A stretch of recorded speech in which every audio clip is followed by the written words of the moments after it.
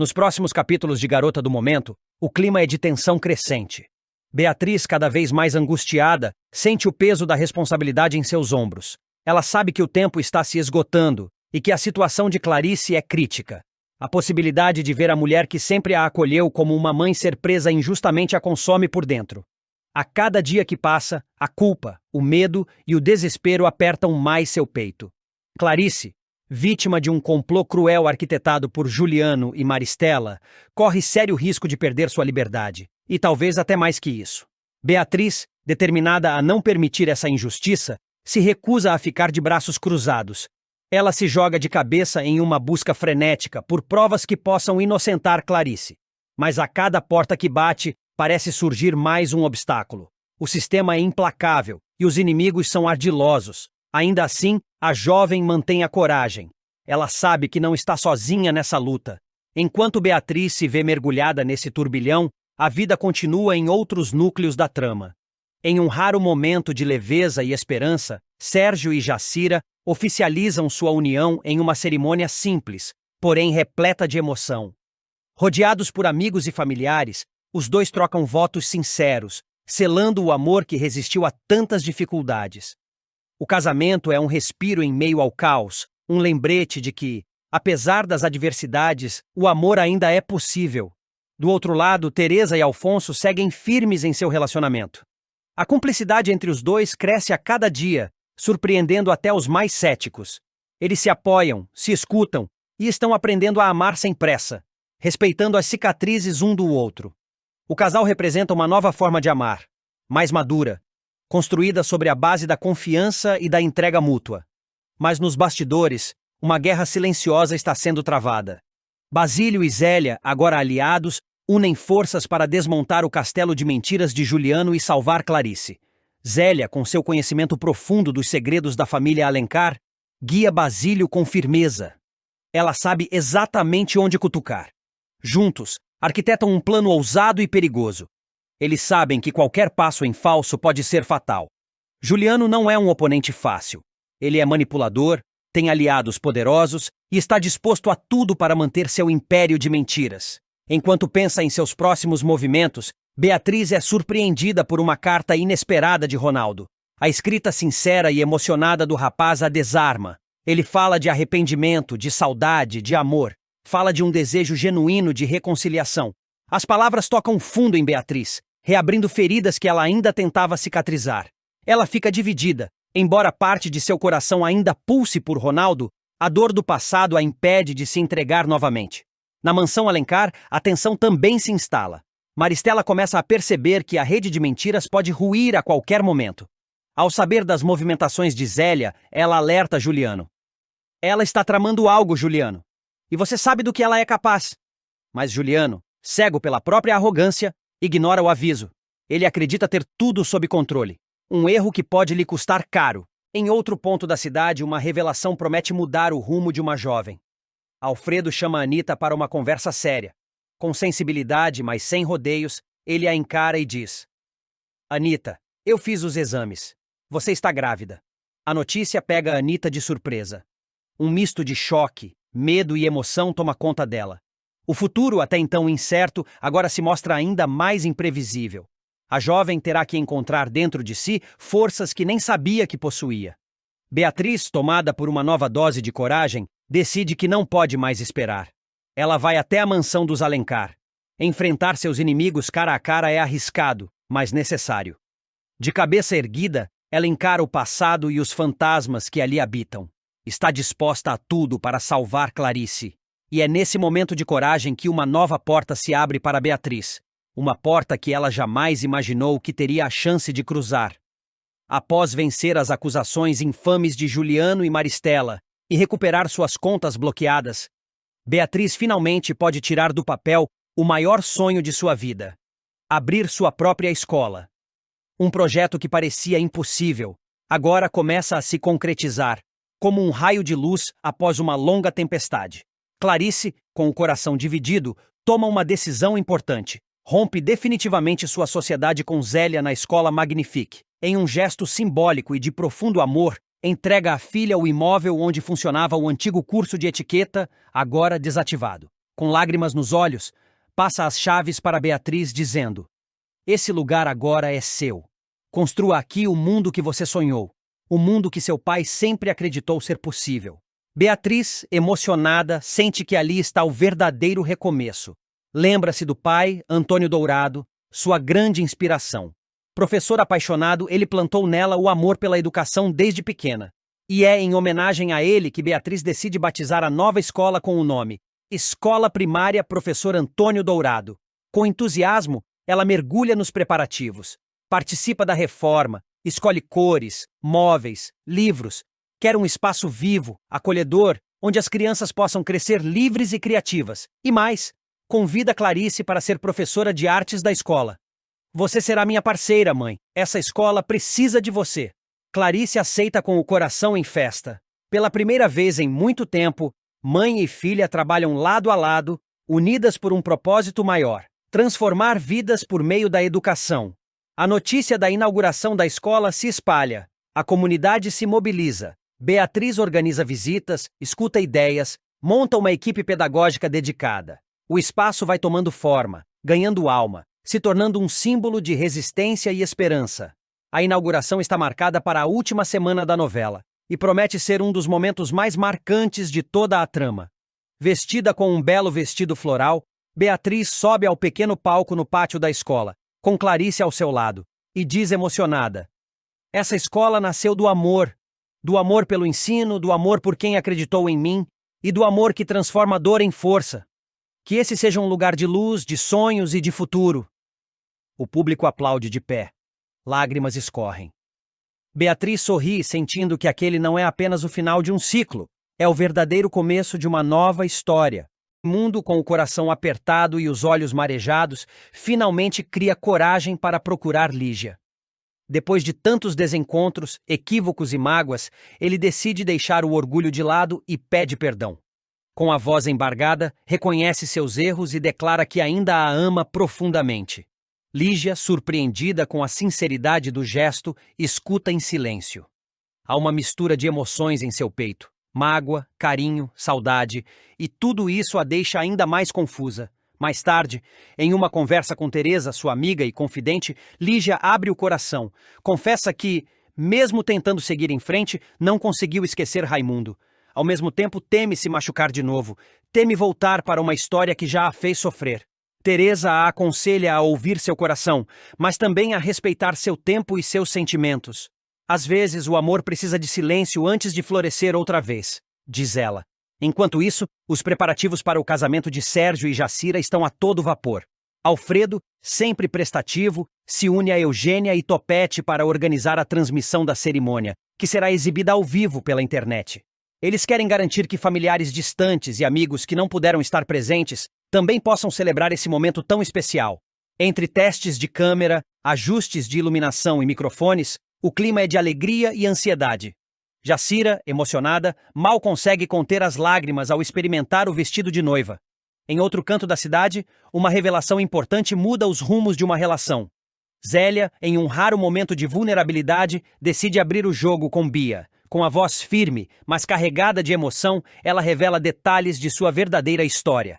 As dores, as perdas, os motivos por trás de tantas decisões misteriosas. Bia escuta com atenção, sentindo o peso daquelas palavras e compreendendo, enfim, as feridas que moldaram a mulher à sua frente.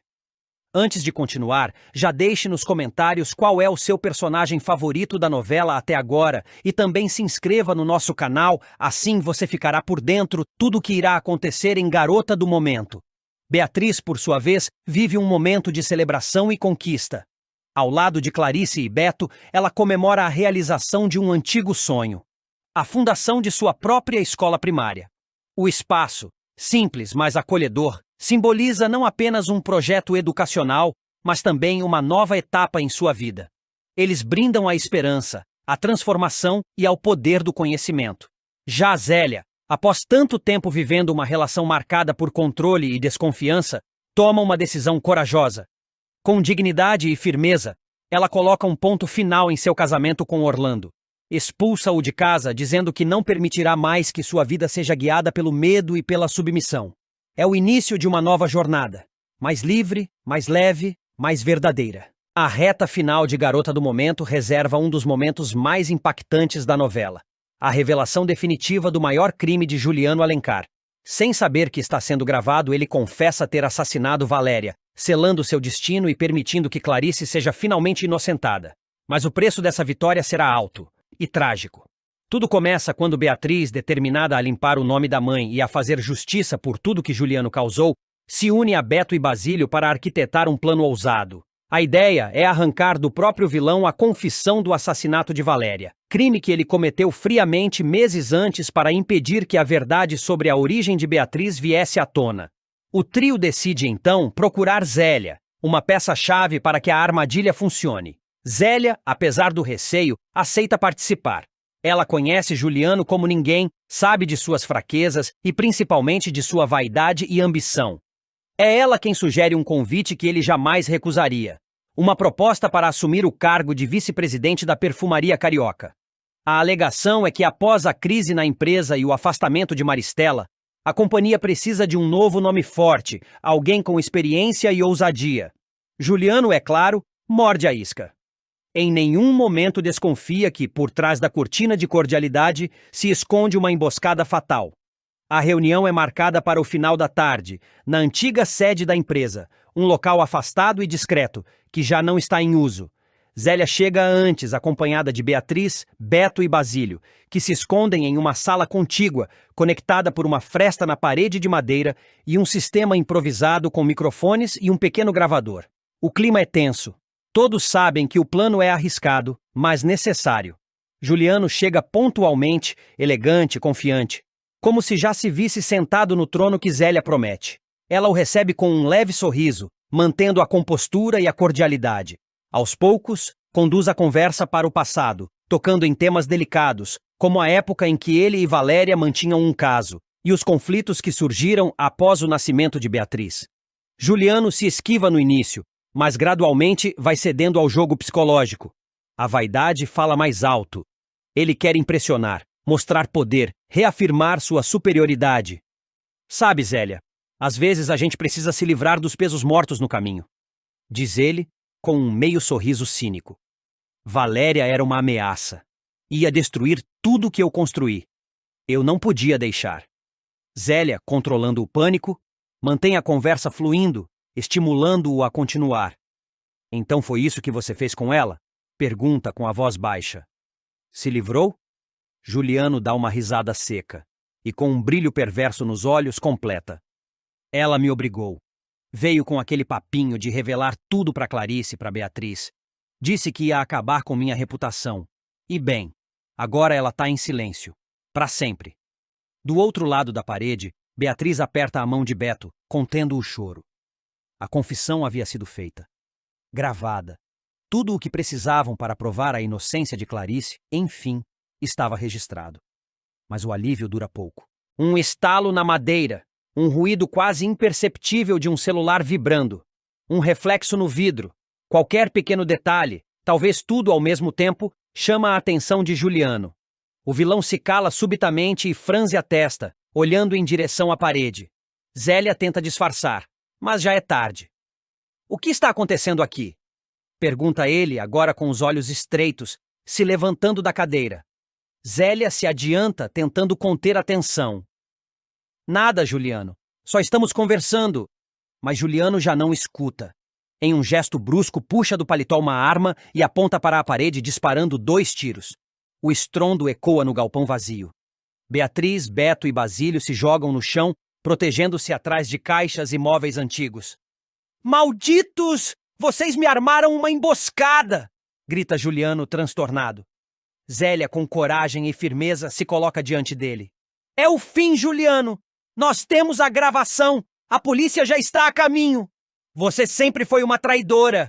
Diz ele, com os olhos marejados de raiva e frustração. E você, um covarde assassino! Nesse momento, o inevitável acontece. Juliano, tomado pelo desespero, atira. O som seco do disparo silencia tudo por um instante. Zélia cai lentamente, como se o tempo tivesse parado. Um filete de sangue escorre por seu peito. Beatriz grita, corre até ela, mas já é tarde. Zélia, com o último suspiro, olha para a jovem e sussurra. Não! Deixe ele escapar! Juliano foge correndo, aproveitando o caos. Do lado de fora, a sirene da polícia já ecoa, mas ele consegue se embrenhar pelas ruas escuras da cidade, sumindo na noite. A busca começa imediatamente, com todos os recursos disponíveis, mas o paradeiro do vilão permanece incerto.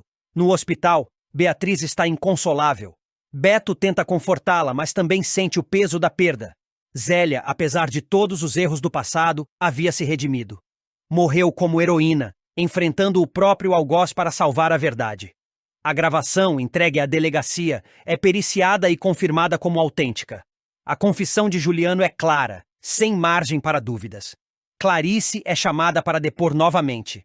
Pela primeira vez, entra na sala da delegacia de cabeça erguida. A promotoria retira todas as acusações. Está livre. Inocente. Emocionada, ela abraça Beatriz e diz: Minha filha, você me salvou. E salvou a memória da mulher que te deu a vida. Basílio, visivelmente abalado, entrega o gravador à imprensa. A história vai ao ar em todos os noticiários. A imagem de Juliano, agora procurado, estampa jornais, sites e programas de TV. A máscara caiu. O empresário sedutor, o herdeiro elegante, o manipulador carismático agora é apenas um criminoso foragido. Enquanto isso, no velório de Zélia, amigos e antigos desafetos comparecem. A cerimônia é marcada por homenagens sinceras. Beto faz um discurso emocionado, lembrando que, apesar de seus erros, Zélia teve coragem de mudar. E pagou o preço mais alto por isso. Beatriz, de luto, segura firme a mão de Clarice. Agora, mais do que nunca, elas estão unidas. Isso não acaba aqui, diz Beatriz com a voz embargada, mas determinada. Juliano ainda vai pagar. A caçada continua. A polícia segue as pistas, mas Juliano é astuto. Sabe se esconder. Conhece os becos da cidade, tem contatos que o protegem. Mas agora não há mais escapatória definitiva. Ele está marcado. E com a confissão gravada em mãos, o tempo dele está se esgotando. A justiça, enfim, começa a ser feita. Mas o preço foi alto. Zélia partiu como mártir. Clarice foi lavada em lágrimas antes de ser lavada em perdão. E Beatriz teve sua juventude marcada para sempre por sangue e redenção. Garota do Momento caminha para seus capítulos finais com as cartas na mesa, corações em pedaços e um último ato de vingança prestes a acontecer.